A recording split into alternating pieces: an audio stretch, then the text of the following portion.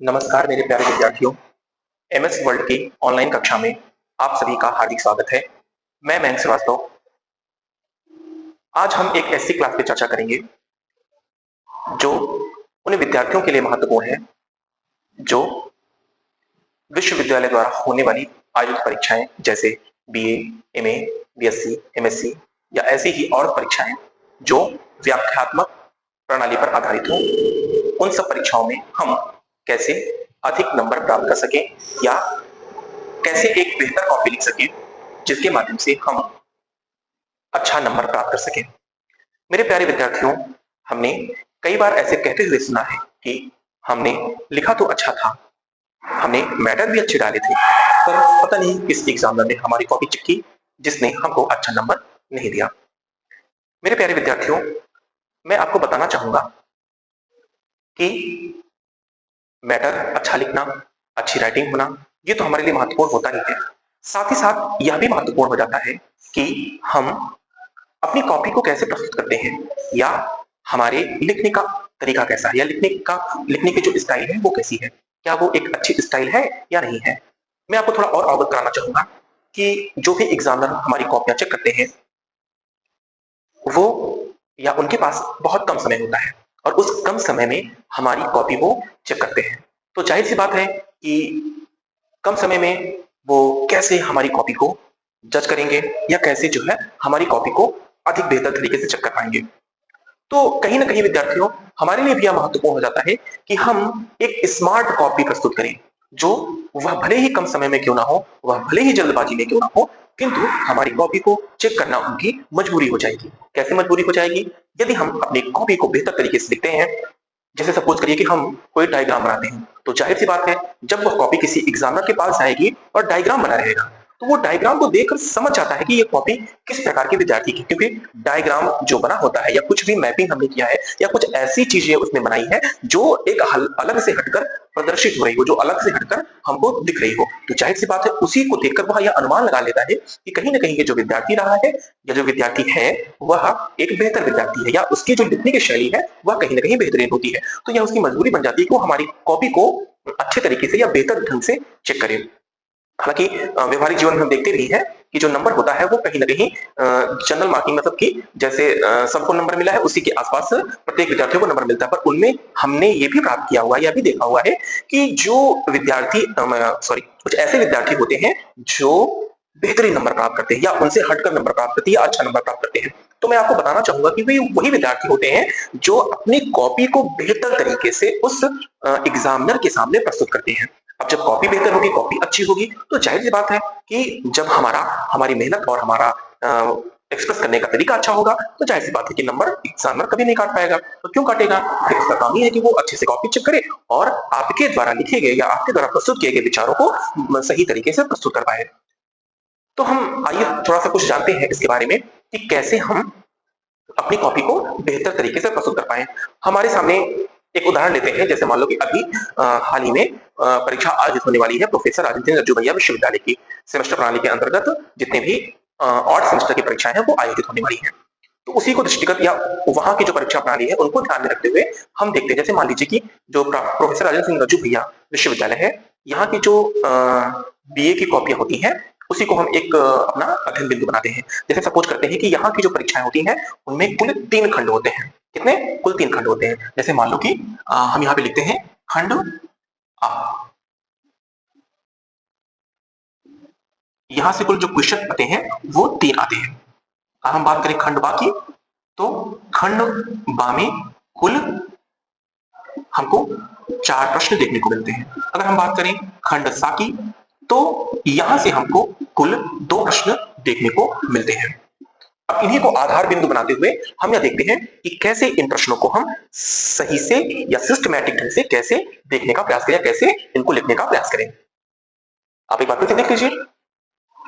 आइए हम देखते हैं कि अगर इस प्रकार के प्रश्न हमारे में आते हैं या इस तरीके के प्रश्नों का क्रम बनता है तो कैसे हम उनको सॉल्व करने का प्रयास करेंगे, उसको कैसे हम लिखने का प्रयास करेंगे। मेरे प्यारे विद्यार्थियों, आप यहाँ एकदम ध्यान में रखिएगा कि कोशिश ये करिए कि जो भी क्वेश्चन है वो जिस क्रम में आप कर रहे हैं, अगर शुरू से कर रहे हैं मतलब खंड आ से कर रहे हैं तो खंड आ से करते हुए आप खंड 7 तक के अंतिम प्रश्न को सॉल्व करेंगे, या सपोज करिए आप खंड 7 से स्टार्ट किए तो खंड 7 से करते हुए आप खंड 8 तक पहुंचने का प्रयास करिए। अगर हम सिस्टमैटिक ढंग से काम करते हैं तो जाहिर सी बात है कि उसमें हमारा जो रिजल्ट आएगा, उसमें जो हमारा परिणाम होगा या उसमें जो हम अंक प्राप्त करेंगे वह कहीं ना कहीं एक बेहतर होगा, बेहतर तरीके से हम अपने काम को अंजाम देंगे। ठीक है, तो हम देखते हैं कैसे हम अपनी कॉपी को या अपने द्वारा लिखे गए प्रश्नों को सही तरीके से कैसे करते हैं। तो आप ये जान लीजिए सबसे सही तरीका यह होता है कि हम अपने प्रश्नों को सीरियल से करें। अगर खंड आ से स्टार्ट किए हैं तो खंड आ पहले करेंगे, फिर खंड बा पहले करेंगे, फिर खंड सा पहले करेंगे, उसके बाद ठीक है, मतलब खंड आ पहले किया, फिर खंड बा उसके बाद, फिर खंड सा उसके बाद। इसके उपरांत ही हम अपने इन प्रश्नों को सॉल्व करने का प्रयास करेंगे। तो आइए देखते हैं हम। जैसे मान लीजिए सबसे पहले आप क्या करेंगे, आपका जो पहला पेज होगा वहां पर आप डालेंगे बढ़िया से खंड आ, क्योंकि आपको दिखना चाहिए, मतलब एग्जामिनर को दिखना चाहिए कि आप अपने प्रश्नों को कैसे कर रहे हैं। सबसे पहले आप अपनी कॉपी में लिखेंगे खंड आ, ठीक है, और इसको एक बॉक्स में बाकायदे सजा दीजिएगा और फिर उसके नीचे लिखिएगा। जैसे मान लीजिए खंड आ का जो प्रश्न होता है वो अति लघुत्तरीय प्रकार का होता है, तो आप नीचे प्रदर्शित करेंगे अति लघुत्तरीय प्रश्न। ठीक है, अब इसमें सपोज करें कि आप जो भी प्रश्न कर रहे हैं यहां पे आप डालेंगे प्रश्नोत्तर नंबर 1 और एक अंक तक जो भी आपका ABCD होगा उन प्रश्नों को करेंगे। आप यहाँ ध्यान रखें कि जो शब्द सीमा होती है उसका विशेष ध्यान रखें। अगर हमारे सामने 50 शब्दों के प्रश्न हैं तो उसको उसी रूप में हम अपनी बात को कहने, मतलब उतने ही शब्दों में अपनी बात को कहने का प्रयास करेंगे। या हमारा जो शब्द सीमा है वो 100 वर्ड की है तो हम 100 वर्डों में, अगर 500 वर्ड की है तो 500 वर्डों में। इस बात का विशेष ध्यान रखा करें। कभी कभी होता है विद्यार्थी ऐसे भी कर देते हैं कि जो वो प्रश्न अगर पूछा गया है 50 शब्दों में तो 100 शब्दों में लिख दिया, और उधर क्या होता है कि जब हमको 500 शब्दों में लिखना होता है तो 5 शब्दों में नहीं लिख पाते क्योंकि हमारे पास पेज ही नहीं बचता है, और उसके बाद हम उन प्रश्नों को 3 पेज या 4 पेज में निपटा देते हैं। तो हमको ये ध्यान रखना है कि जो शब्द सीमा है उसको भी अच्छे से प्रबंधित करना है, उसका प्रबंधन भी हमको सही तरीके से आना चाहिए। अगर उसका प्रबंधन सही होगा तो जाहिर सी बात है हम जो मतलब कि जो प्रश्न है उनको सही ढंग से कर पाएंगे। अब जैसे मान लीजिए अति लघुत्तरीय प्रश्न है तो ये जो रज्जु भैया विश्वविद्यालय यहाँ से उसकी जो शब्द सीमा होती है अति लघुत्तरीय की वो 50 शब्दों में होती है। तो 50 शब्दों को अमूमन मानते हैं कि वो जो हमारी कॉपी मिलती है उसमें से आधा पेज में, अगर आधे पेज में हम लिखते हैं तो आधे पेज में हमारा मैटर कंप्लीट हो जाएगा। ठीक है,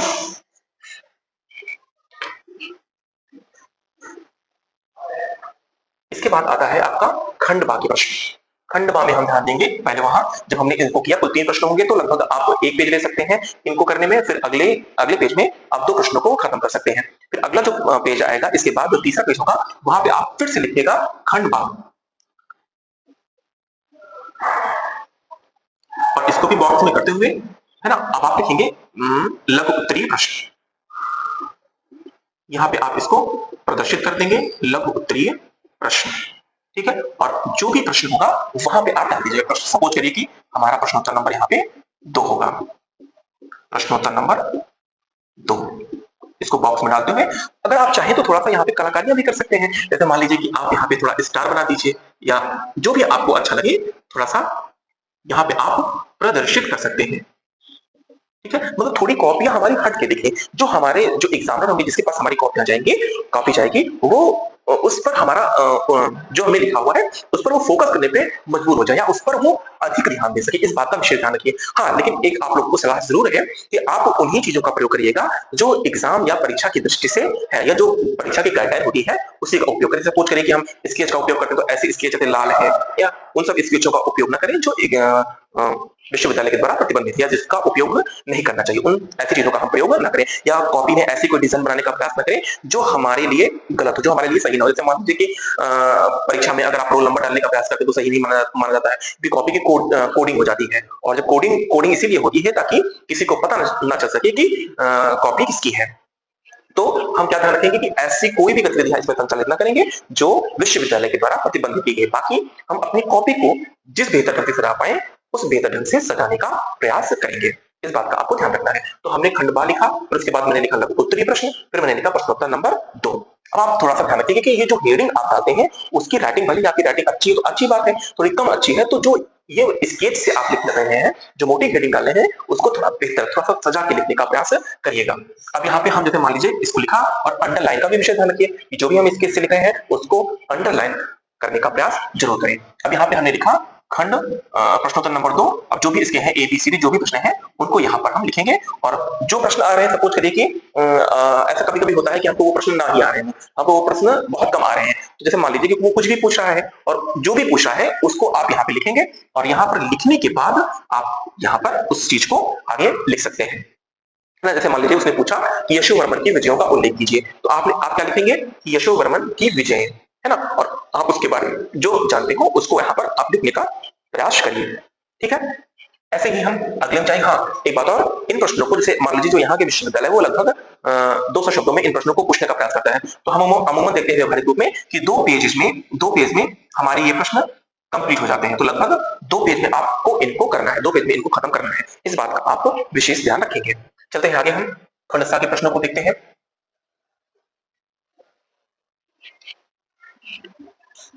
खंडसा, ये कैसे प्रश्न होते हैं? दीर्घ उत्तरीय प्रश्न, यहां भी हम लिखेंगे प्रश्नोत्तर नंबर 2, सॉरी प्रश्नोत्तर नंबर 3। अब यहाँ पे हमको 2 प्रश्न करने होंगे, जो भी उसका ABCD होगा उसको लिखेंगे।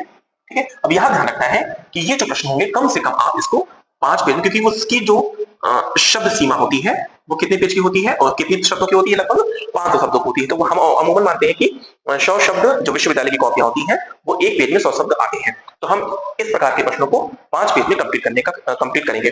तो हमारा जो ये प्रबंधन होगा शब्द सीमा का, वो विशेष ध्यान रखना होता है कि कभी कभी विद्यार्थी होते हैं कि जैसे लॉन्ग के प्रश्न है, दीर्घोत्तरी के प्रश्न है, और हम पहले प्रश्न को 7 पेज में कर दिए और दूसरे प्रश्न को 3 पेज में कर दिए, तो जाहिर सी बात है कि हमको पहले प्रश्न में तो अच्छा नंबर मिल गया, लेकिन जो अगला प्रश्न है उसमें हम कम नंबर पा जाते हैं, तो उससे जो हमारा मैनेजमेंट है वो थोड़ा सा डिस्टर्ब हो जाता है, वो थोड़ा सा गड़बड़ हो जाता है। तो इस बात का भी विशेष ध्यान रखेंगे कि हम अपने प्रश्नों को मैनेजमेंट, जैसे मान लीजिए अब आपको पूरा समरी दें, तो जो आपका अति लघुत्तरी प्रश्न था वो 2 पेज में हो गया, और आपका जो क्या बोलते हैं उसको लघुत्तरी प्रश्न था वो लगभग 8 पेज में हो गया, और जो ये दीर्घोत्तरी प्रश्न है ये लगभग 10 पेज में हो गए, और कुल 20 पेज होते हैं आपके इस विश्वविद्यालय की कॉपी में, तो कुल 20 पेज में हम अपने प्रश्नों को भली भांति कर लेंगे। और जब हम इस तरीके से सिस्टमैटिक ढंग से, पहला पॉइंट कि हमने सिस्टमैटिक ढंग से किया, खंड आ से स्टार्ट किया और खंड सा पे जाकर हमने खत्म किया, इस बात का ध्यान रखना है। दूसरी चीज, आप जो हेडिंग लिख रहे हैं, जो आप प्रदर्शित कर रहे हैं, इसको बढ़िया मोटी पेन से, मतलब स्केच पेन से आप प्रदर्शित करेंगे और थोड़ा सा इसको सजाने का प्रयास करेंगे।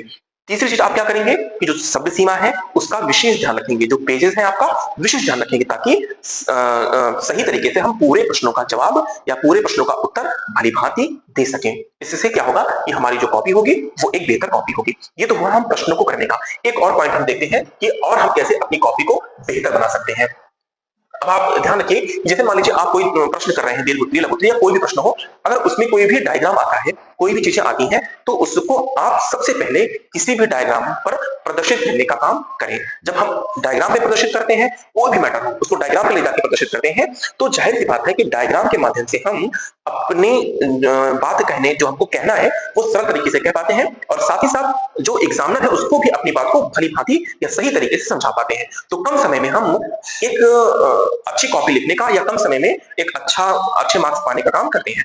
तो ये ध्यान रखना है कि आपको जो है, ये जो आप कॉपी लिखेंगे या जो कॉपी लिख रहे हैं, इसमें डायग्राम बनाने का विशेष प्रयास करिए। अब राइटिंग का अलग मैटर है कि राइटिंग कुछ लोगों की अच्छी होती है, कुछ लोगों की मध्यम होती है, कुछ लोगों की बहुत खराब होती है, तो राइटिंग तो माने रखता ही है, क्योंकि राइटिंग क्या होती है, वो कहीं ना कहीं हमारी जो कला है उसको और सजाने संवारने का काम करती है। तो उसके लिए आप बहुत प्रयास करिए। जिसकी राइटिंग अच्छी है वो भी यही काम करेंगे कि चीजों को सिस्टमेटिक ढंग से करेंगे और सही से लिखने का प्रयास करेंगे, और जिनकी राइटिंग अच्छी नहीं है वो क्या काम करेंगे, वो भी जो है जो ये लिख रहे हैं इन सब मैटरों पर विशेष फोकस करेंगे, कि जो अंडरलाइन कर रहे हैं, जो मोटी स्केच से लिख रहे हैं, वो सबको सही तरीके से थोड़ा सा रुक के सजा के लिखने का प्रयास करेंगे। तो जाहिर सी बात है कि जो उनका परफॉर्मेंस होगा वो कहीं ना कहीं पिछले से, उन्होंने जो इसके पहले किया है उससे बेहतर होगा।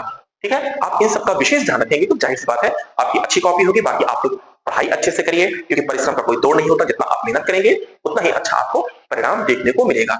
ठीक है, परिणाम किस पर डिपेंड करता है? हमारे द्वारा किए गए प्रयासों से। तो कुल मिला के एक स्मार्ट तरीका था जिससे आप अच्छा नंबर प्राप्त कर सकते हैं। अच्छा नंबर प्राप्त करके जो आपकी मेहनत है उसको सबके सामने प्रदर्शित कर सकते हैं, सबको दिखा सकते हैं कि जो है मैंने अपनी पढ़ाई के साथ कैसे स्मार्टनेस दिखाई या किस स्मार्टनेस के माध्यम से हमने सबसे बेहतर करने का प्रयास किया। आशा है आपको यह वीडियो पसंद आएगा। सभी को नमस्कार।